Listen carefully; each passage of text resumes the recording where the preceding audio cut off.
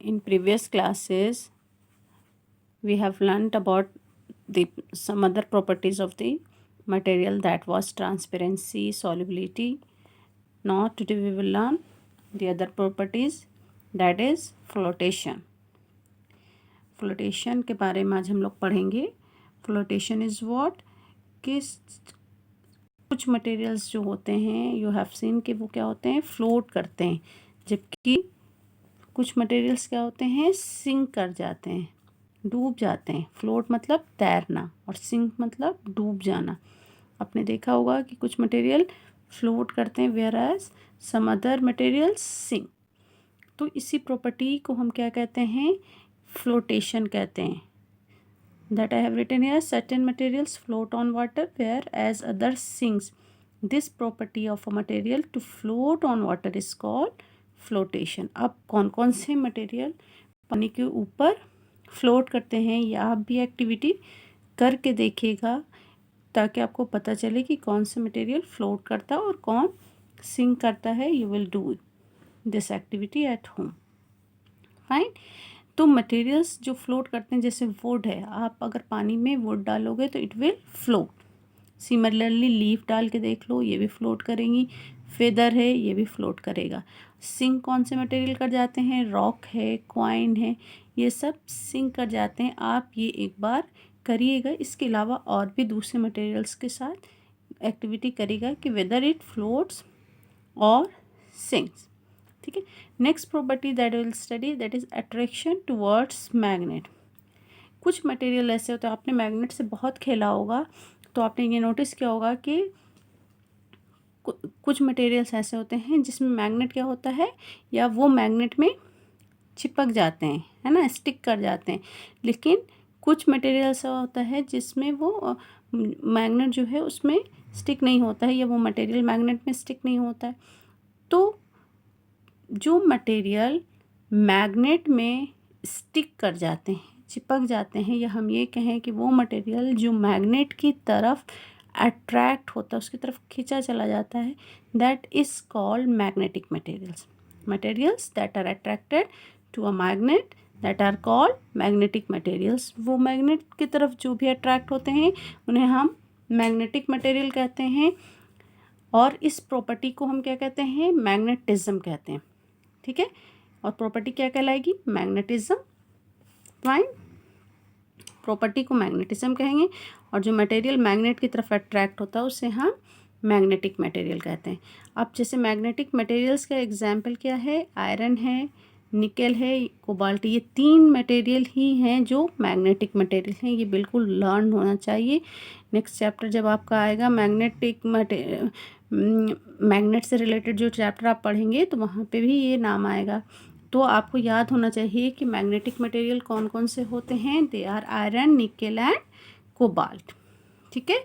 ये अगर आप मैग्नेट लाइए और आयरन की तरफ आयरन वहाँ पे रखिए तो it will attract toward the magnet. Iron में मैग्नेट चिपक जाता है. आप लोग खेलते हैं तो देखा होगा कि it attracts towards the magnet.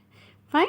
तो ये आपका हो गया अट्रैक्शन टुवर्ड्स मैग्नेट. नेक्स्ट जो टॉपिक है वो है conduction of heat and electricity. तो कुछ मटेरियल ऐसे होते हैं जो हीट एंड इलेक्ट्रिसिटी दोनों को क्या करते हैं, कंडक्ट कर लेते हैं. कंडक्ट करने का मतलब हुआ कि इलेक्ट्रिक करंट या हीट क्या होता है, उस मटेरियल से पास हो जाता है. ठीक है. जैसे हमको मैंने पढ़ाया था कि लाइट पास हो जाती है ट्रांसपेरेंट मटेरियल से, है ना. तो उसी तरह से कुछ मटेरियल्स ऐसे होते हैं जिनसे हीट और इलेक्ट्रिक करंट क्या होता है, पास हो जाता है. तो उस मटेरियल को हम कहते हैं कंडक्टर. अब फॉर एग्जांपल देखो, आपने कुकिंग यूटेंसिल्स वगैरह देखा होगा, जैसे कि हम या तो वो स्टील का होता है या वो एल्युमिनियम का होता है. कभी देखा है कि कोई भी यूटेंसिल्स वुड का हो, प्लास्टिक का हो? नहीं देखा ना. तो वो क्यों होते हैं एल्युमिनियम के या क्यों होते हैं स्टील के? वो इसलिए होते हैं क्योंकि वो क्या करते हैं, हीट को कंडक्ट करते हैं, मतलब हीट को एब्जॉर्ब कर लेते हैं. As a result of that हमारा खाना पक जाता है. ठीक है.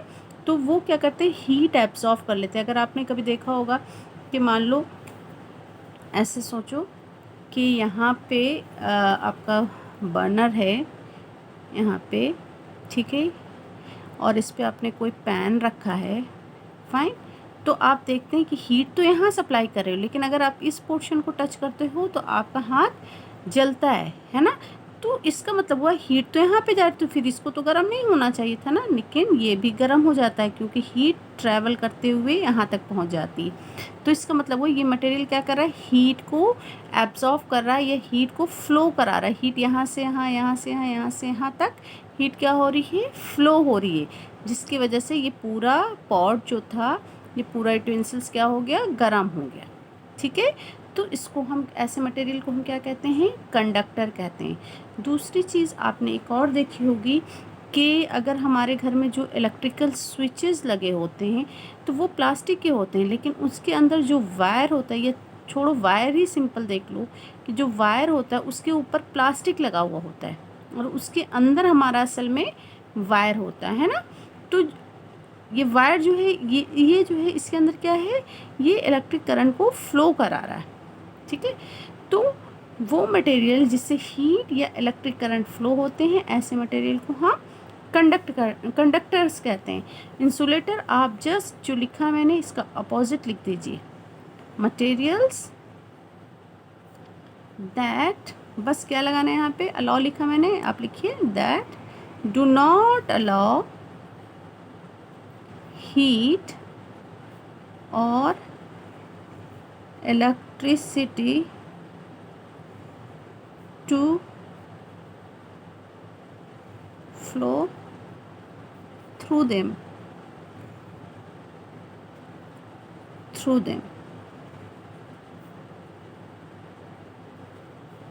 are called insulators। उनको हम क्या कहेंगे, इंसुलेटर्स कहेंगे, जिससे हीट या इलेक्ट्रिक करंट पास नहीं होता। इसका एग्जांपल समझो, अगर आप, ये एग्जांपल मैं आपको यहाँ पे समझाती हूँ कि ये कोई कुकिंग यूटेंसिल्स है, लेकिन आपने देखा होगा कि समटाइम्स जो कुकिंग यूटेंसिल्स होता है उसमें इस तरह के ब्लैक कलर का कवर लगा होता है प्लास्टिक का, ठीक है, ये इसके ऊपर ब्लैक कवर्ड होता है ना, इसके हैंडल को देखा होगा।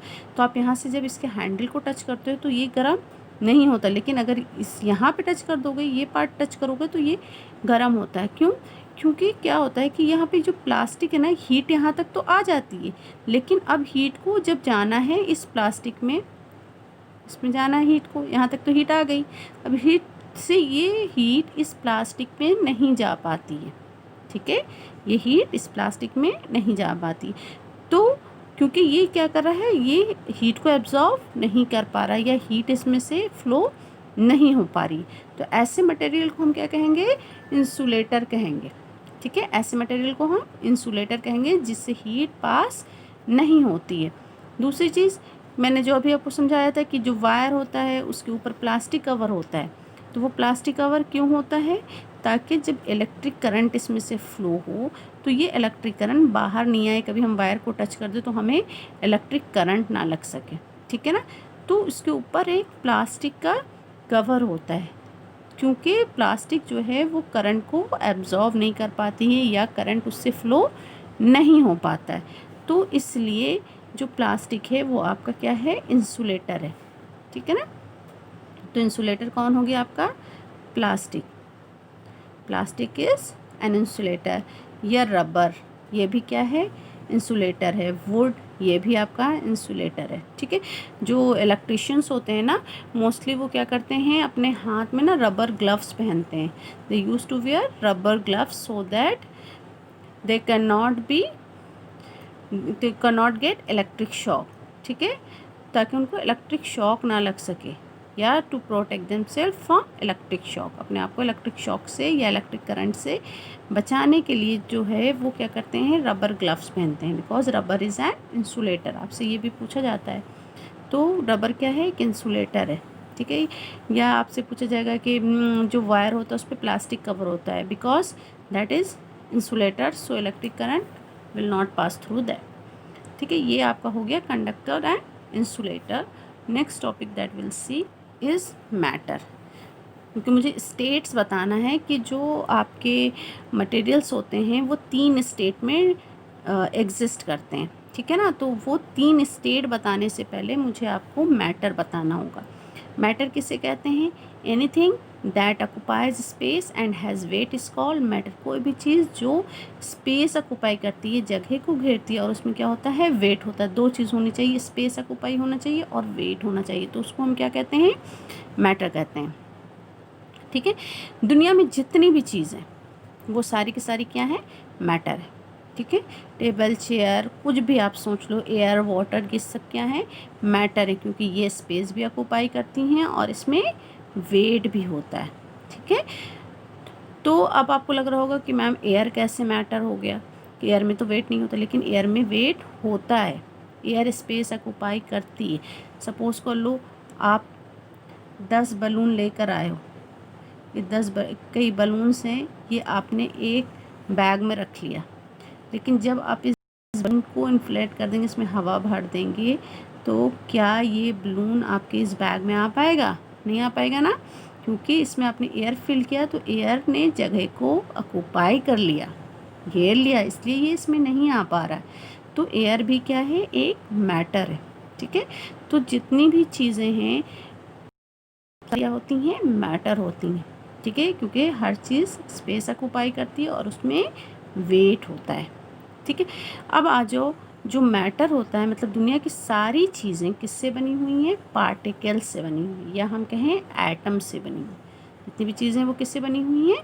एटम से बनी हुई हैं। अब हम देख लेते हैं कि स्टेट्स ऑफ मैटर कौन कौन से हैं।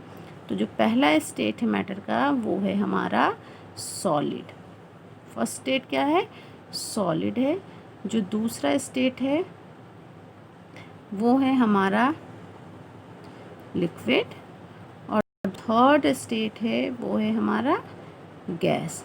अगर आपने सॉलिड देखा होगा, देखो जैसे ये पेन है, तो इसको मैं यहाँ रखूँ या कहीं और रखूँ, इसका कोई जो शेप है वो चेंज नहीं होगा। ठीक है। इसका एक डेफिनिट शेप है। ठीक है। तो इसका ये हम कहते हैं फिक्स्ड शेप, इसका शेप चेंज नहीं होगा। लेकिन जो लिक्विड होता है ना, इसका शेप चेंज होता है। Shape changes according to the container. इसका क्या मतलब हुआ कि देखो, मान लो मैं यहाँ पे बताऊँ, आपने यहाँ पे पानी लिया, ये कोई मान लो कोई बॉल है, इसमें पानी है, और अब इसी पानी को आपने एक बड़ी से तरह के, ये पानी जो था इसको आपने इसमें चेंज कर दिया, तो ये पानी जो था पहले इस शेप का लग रहा था, अब आपने पानी इसमें डाल दिया तो पानी का शेप ऐसा हो गया, है ना। तो लिक्विड का कोई ऐसा फिक्स शेप तो नहीं होता, ये शेप इसका बदलता रहता है अकॉर्डिंग टू द कंटेनर। कैसे कंटेनर में आपने रखा है उस तरह का इसका शेप हो जाता है, और इसका नो फिक्स शेप, इनका कोई फिक्स शेप होता ही नहीं है, इसका कोई भी शेप नहीं होता है। ठीक है। दूसरा पॉइंट ये है इसका कि जो, अब देखो इनका शेप फिक्स होता है ना। अच्छा चलो दूसरा पहले बता दूं कि इनका जो वॉल्यूम होता है फिक्स्ड होता है, वॉल्यूम भी क्या होता है? चेंज नहीं होता है। वॉल्यूम का मतलब कि कितना कोई भी मैटर स्पेस ऑक्युपाई कर रहा है, कोई भी चीज़ कितना स्पेस ऑक्युपाई कर रही है। ठीक है। जैसे मान लो मैंने अभी एग्जांपल दिया कि ये पेन यहाँ पे जितना स्पेस ऑक्युपाई कर रहा है, इसको मैं अगर अपने बैग में भी रखूँगी तो ये इतना ही स्पेस ऑक्युपाई करेगा। ठीक है। तो इसका मतलब हुआ कि जो सॉलिड होते हैं उनका वॉल्यूम क्या होता है? फिक्स्ड होता है, उनका वॉल्यूम चेंज नहीं होता है। और जो लिक्विड होते हैं उनका वॉल्यूम भी फिक्स्ड होता है, इनका वॉल्यूम भी फिक्स्ड होता है, इनका भी वॉल्यूम चेंज नहीं होता है। इसका एग्जांपल आप ऐसे समझिए, ये देखिए, ये मान लीजिए ये 1 लीटर है, और इस 1 लीटर में ये पूरा पानी इसमें मैंने फिल कर दिया। अब मैंने एक दूसरी बॉटल ली और उसका जो मेजरमेंट है वो है 2 लीटर का। ठीक है। अब इसको मैंने इसमें ढाला, इस पानी को 1 लीटर को इसमें डाला, तो ये यहाँ तक आ गया। तो इसका मतलब ये थोड़ी हुआ इसका वॉल्यूम चेंज हो गया। इसने जितना यहाँ पे स्पेस ऑक्यूपाई किया था उतना ही यहाँ पे भी स्पेस ऑक्यूपाई की, क्योंकि ये बॉटल ही बड़ी है, तो इसका वॉल्यूम चेंज नहीं हुआ। ठीक है, वॉल्यूम किसको कहते हैं मैंने बताया अभी, amount of space occupied by an object. कोई भी चीज़ जितना स्पेस ऑक्यूपाई करती है उसी को हम क्या कहते हैं, इट्स कॉल्ड वॉल्यूम, उसी को हम वॉल्यूम कहते हैं। तो जो लिक्विड और सॉलिड इनका वॉल्यूम चेंज नहीं होता है। यहाँ पे 1 लीटर जितना स्पेस ले रहा था यहाँ पे भी 1 लीटर लेगा। ठीक है, बॉटल बड़ी अलग बात है, उससे कोई फ़र्क नहीं पड़ा, लेकिन इनका नो फिक्स्ड वॉल्यूम, गैस का वॉल्यूम फिक्स्ड नहीं होता है। अगर मान लो कि आपने इंसेंस स्टिक अगरबत्ती जलाई है, ठीक है, तो उसकी खुशबू अगर आपने रूम में रखा है, छोटे से रूम में रखा है तो छोटे से रूम में फैलेगी, लेकिन बड़े रूम में रखोगे तो वो पूरे रूम में फैल जाएगी। तो उनका वॉल्यूम कहीं पे फिक्स नहीं है, इनका वॉल्यूम चेंज होता रहता है। ठीक है, तो गैस का वॉल्यूम फिक्स नहीं होता है, इनका वॉल्यूम भी फिक्स होता है दोनों का। अगर पूछा जाता है सॉलिड और लिक्विड में क्या सिमिलरिटी है, तो दोनों का वॉल्यूम फिक्स है। अब देखो मैंने बताया था कि सॉलिड का जो शेप होता है ना वो फिक्स शेप होता है, ये हम ये कहते हैं, डेफिनेट वर्ड भी हम यूज़ करते हैं, डेफिनेट शेप होता है इनका।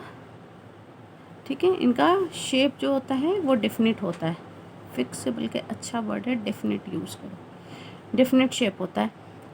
तो अब देखो ये इनका जो शेप है वो क्यों डेफिनेट है, सॉलिड क्यों नहीं चेंज होता है। जैसे मान लो चेयर है, एक सॉलिड है, टेबल सॉलिड है, इनका शेप चेंज नहीं होता। अगर हमने रूम में टेबल रखा है तो वही शेप का होगा, अगर हम टेबल को उठा करके फील्ड में रख देंगे तो वही शेप रहेगा, उसका शेप कोई चेंज नहीं होगा, है ना। तो इनका शेप चेंज क्यों नहीं होता है, क्योंकि जो पार्टिकल्स होते हैं ना, यानी कि एटम्स या जो होते हैं particles are very closely packed to each other. जो पार्टिकल्स होते हैं बहुत सटे सटे हुए होते हैं। जैसे मान लो ये कोई सॉलिड है तो इसमें पार्टिकल्स इस तरह का होगा, बिल्कुल ऐसा होता है पार्टिकल्स इसमें। ठीक है, बिल्कुल इस तरीके से, इनके बीच में कोई स्पेस नहीं होता है। जब स्पेस नहीं होगा तो इनका शेप चेंज नहीं होगा। तो इनके पार्टिकल्स जो होते हैं इतने क्लोजली पैक्ड होते हैं, जिसकी वजह से इनका शेप क्या हो जाता है, फिक्स्ड हो जाता है, चेंज नहीं होता, डेफिनेट रहता है। और इसमें क्या होता है, पार्टिकल्स आर लूजली पैक्ड, इसमें लूजली पैक्ड होते हैं, मतलब इस तरीके से, एक पार्टिकल यहाँ है, दूसरा यहाँ है, तीसरा यहाँ है, इस तरीके से। तो इनके बीच में क्या है, स्पेस है, तो इसलिए ये आराम से यहाँ से यहाँ घूम जाएंगे, ये यहाँ से यहाँ चले जाएगा, इसका दिल चाह रहा है यहाँ जाने का, वो यहाँ चला जाएगा। तो इस तरीके से ये मूव कर सकते हैं। ठीक है ना, तो इनके शेप चेंज हो जाएगा। और यहाँ पे क्या होगा, पार्टिकल्स आर वेरी लूजली, बहुत ज़्यादा लूजली होते हैं, वेरी लूजली पैक्ड, इतने लूज़ होते हैं कि जैसे चाहो वैसे घूम जाओ। एक यहाँ है, दूसरा यहाँ है, तीसरा यहाँ है, चौथा यहाँ, इस तरीके से इतने दूर दूर होते हैं, काफ़ी स्पेस होता है आपस में इनके बीच में, जो इंटरमॉलिक्यूलर स्पेस कहते हैं, बहुत स्पेस होता है पार्टिकल्स के बीच में, बहुत लूजली होते हैं, इसलिए इनका कोई शेप फिक्स नहीं होता है। और जो दो पार्टिकल के बीच में जो स्पेस होता है ना, इस स्पेस को, जो ये पार्टिकल के बीच में जो स्पेस है ना, इस स्पेस को हम कहते हैं इंटर मॉलिक्यूलर स्पेस। ठीक है, तो सॉलिड में जो है एक और पॉइंट हम बना सकते हैं कि सॉलिड में जो इंटरमॉलिक्यूलर स्पेस होता है, हम लिख सकते हैं नो इंटर मॉलिक्यूलर स्पेस। ठीक है, और इसमें हम लिख सकते हैं स्मॉल इंटर मॉलिक्यूलर स्पेस, इसमें लार्ज इंटरमॉलिक्यूलर स्पेस। ठीक है, तो ये आपका हो गया सॉलिड स्टेट्स ऑफ मैटर। तो तो ये भी एक प्रॉपर्टी हो गई कि कुछ चीज़ें कैसी होती हैं, सॉलिड होती हैं, कुछ कैसी होती हैं, लिक्विड होती हैं, कुछ कैसी होती हैं, गैस होती हैं। अब एग्जाम्पल सब देख लो सॉलिड लिक्विड गैस का। सॉलिड में जैसे देखो, आइस से आपका सॉलिड है, वाटर जो है वो आपका लिक्विड है, वाटर वेपर वो आपका क्या है, गैस है। ठीक है ना, तो ये वाटर जो होता है ना हमारा तीनों स्टेट में होता है, सॉलिड में भी होता है, लिक्विड में भी होता है और गैस में भी होता है। सिमिलरली और भी आप एग्जांपल्स ले सकते हो। आप पेन है, सॉलिड है आपका, ठीक है ना। जूस या ऑयल ये आपका लिक्विड है। आपका ऑक्सीजन गैस जो है वो आपका क्या है, गैस, दैट इज़ गैस। ठीक है, तो वो गैस हो गया। ठीक है, तो ये आपका चैप्टर जो था ये फिनिश हो गया। ठीक है, मैंने सारी प्रॉपर्टीज़ डिस्कस कर दी आपको। Still if you have any doubt you can ask. आपको कोई भी डाउट है तो आप पूछ सकते हैं। Take care all of you, thank you.